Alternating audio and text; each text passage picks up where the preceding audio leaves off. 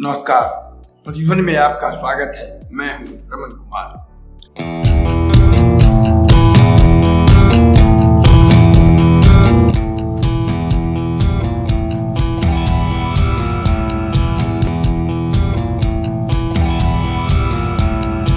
आज एक ऐसे व्यक्तित्व और घटना की चर्चा सुनाता हूं जो वर्तमान दौर के कम से कम 5 दशक की भारतीय राजनीति के लिए एक विरल घटना हुई, जिसकी चर्चा बहुत कम तब भी हुई थी जब वह घटना घटित हुई थी।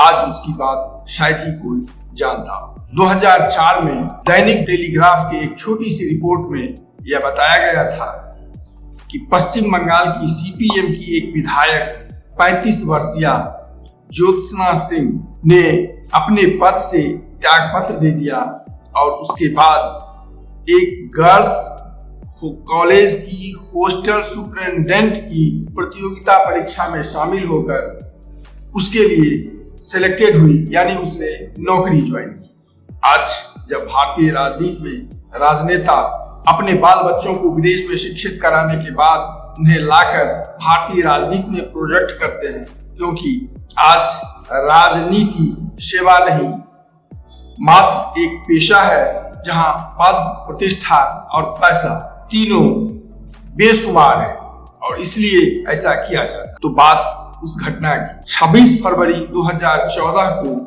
ज्योत्सना सिंह ने पश्चिम बंगाल की विधानसभा से अपना त्यागपत्र सौंपा था और उसके बाद वह बालूरघाट गर्ल्स कॉलेज की हॉस्टल सुपरिटेंडेंट की परीक्षा में शामिल हुई। वहां से चयनित होकर वह हॉस्टल सुपरिटेंडेंट की नौकरी, सरकारी नौकरी उन्होंने ज्वाइन की। उन्होंने अपने इस्तीफे में यह कारण बताया था कि वह अपने 4 बहनें और 3 छोटे बेरोजगार भाइयों के भरण पोषण में असमर्थ थी और इस स्थिति को दूर करने के लिए उनके पास दूसरा कोई चारा नहीं था। अपने सिलेक्शन में हॉस्टल सुपरिटेंडेंट के लिए सिलेक्शन में जाने के उच्च शिक्षा मंत्री सत्यसाधन चक्रवर्ती से मिली, जहां उन्होंने उन्हें नौकरी के लिए विधायक पद से इस्तीफा देने का सुझाव दिया, क्योंकि सरकारी नौकरी के साथ वह विधायकी जारी नहीं रख सकती थी और उन्होंने विधायक की छोड़ी, यानी विधायक के पद से त्यागपत्र दिया। रिपोर्ट के अनुसार वे कोलकाता से 155 किलोमीटर पहाड़पुर गांव की है। उन्होंने बताया कि बिना किसी नियमित नौकरी के वे अपने परिवार को सपोर्ट नहीं कर सकती थी, यानी उनकी आर्थिक स्थिति ऐसी नहीं थी। अगर बात करें उनके राजनीतिक कैरियर की तो 1998 में वे स्थानीय पंचायत समिति की अध्यक्ष चुनी गई थी और फिर 2002 में विधायक का चुनाव जीता था। है न यह अनोखी घटना?